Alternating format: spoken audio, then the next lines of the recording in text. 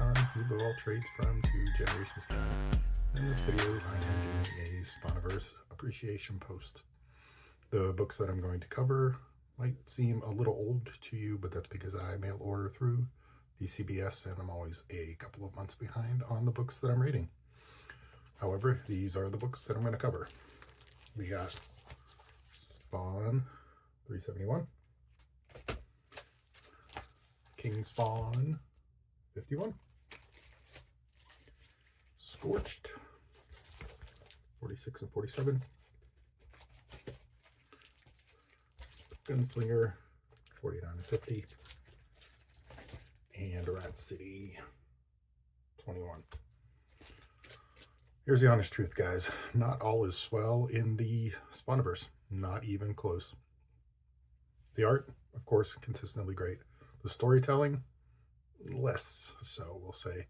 And with Uncle Todd being stretched out over more and more books, the overall quality is, we'll say, diluted to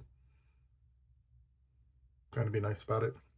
Let's dive in, see what's working, what's not, and why I'm ultimately holding out hope that things will get better. Spawn 371. TLDR. Blood exacts vengeance. Spawn gets answers. Sin strategizes.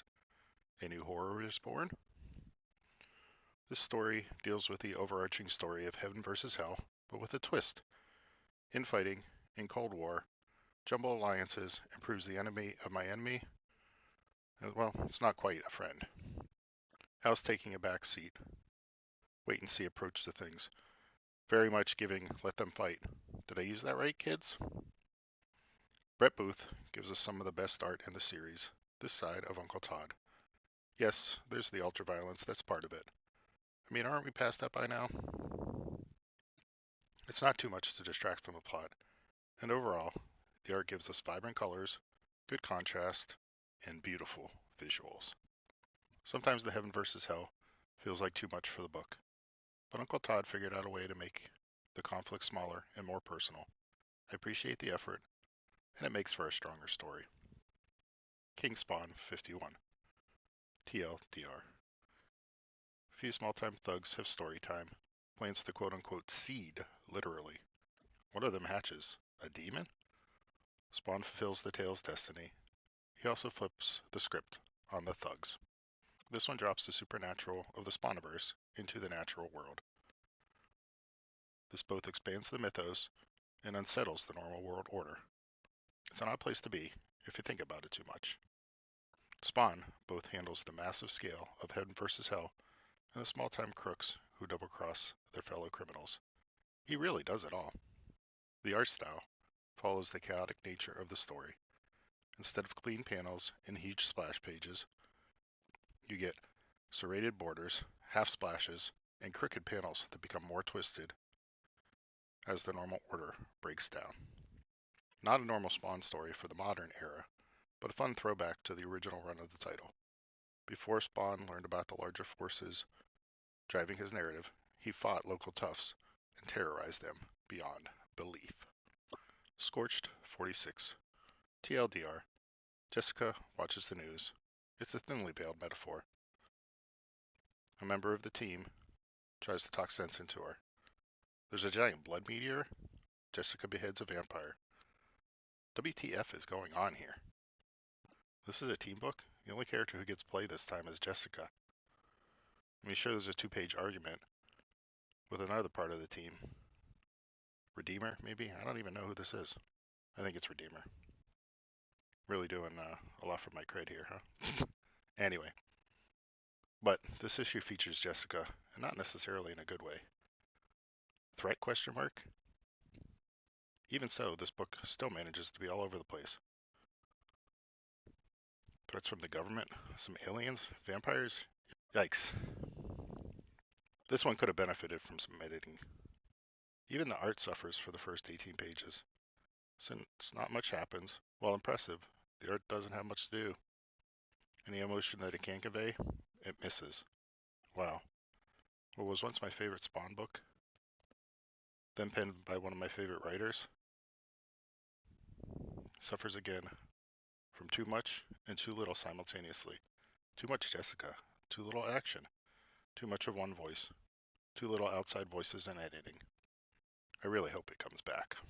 Gunslinger 49, TLDR. Javi corners a demon in disguise. He siphons some power, pulls the old okey doke, then things get really weird. Oh, that was all a dream? What the hell? Once upon a time, this character represented an anachronism, the gothic horror of Spawn, with the rustic charm of the Old West. All of that's gone now with this title. The only cowboy here is Spawn, and he's blowing through the modern world like tumbleweed. And what's it all been for? Even the driving force of this book's plot, his vengeance for his sister, got lost some time ago. It all got swallowed into side stories and subplots that combine into a Frankenstein's monster of confusion and rage. Again, the art's always good in these books. However, the only distinct and interesting art comes in the form of 2 1/3 sepia tone pages that evokes the original tone of the character. They are then completely wiped away because, quote unquote, it was all a dream. Verdict is out on this title too. When I started reading, this was one of my favorites, followed soon by Scorched. Now again, I worried about both of them in the short term. Scorched 47. Aliens arrive and are named. Jessica makes an offer. Redeemer makes his own offer. Apparently last issue served to set up the stories, because this one makes much more sense. Still sloppy in the presentation. If I wasn't a Spawn fan since the beginning, I might have skipped this arc entirely. As is, on the heels of the layman's story, I very nearly tapped out anyway. The story also gives Segovia much more to do this time. Other than the middle third, that's mostly talky, he gets a chance to draw action and convey drama through the art. The splash in the beginning and the fight sequence at the end are especially fun to look at. Goes a long way to restoring some of my faith in the title. Still a little too Jessica heavy for a team book, but bring in Redeemer at the end gives me hope that the band will get back together in some form. I mean, come on guys, we have a world-spanning threat on our doorstep. Get it together. Gunslinger 50, TLDR. Terry reaches out to Jessica while searching for Spawn. Instead, he finds Gunslinger. Gunslinger tries to talk Terry out of it. Instead, he's accompanied to find Plague. Jessica and Spawn work together. Terry's missing. Plague finds Spawn. To be concluded. Where's Gunslinger? He makes a cameo in his own book. Overshadowed by Jessica, Spawn, and Terry. Dear God, this is his 50th? What a thumb in the eye of the character. Come on, we could do better by Javi. I will say, however, that I'm always a fan of the disjointed storytelling. Mostly a talkie, it suffers the same as Scorched 46. Visually stunning, and it complements the story. The problem? There's not a lot of story here. They took 2 Ferraris out of the garage to run errands around town, to borrow a metaphor. Right now, I'm disappointed and worried. When Uncle Todd takes over the books, you can see that he's overworked. Helping with plot points is one thing. Writing several vastly different characters is another. They all suffer from a flattening and a bit of homogenization. Rat City 21, TLDR. Karen and Becker face off. The Queen watches. Her power challenged, she reasserts. The threat grows. His queen in jeopardy, Becker takes off. On Earth, Kingwing gets blown away. Okay, this is how you pace an issue. Introduce the combatants, fill in with a supporting character, add tension to both scenes, leave on a cliffhanger. I question the final part, but still, well told. Much brighter and more colorful palette. Probably my favorite artist for conveying emotion. Close-up of facial features, stances, and use of space all work together to make the story pop off the page.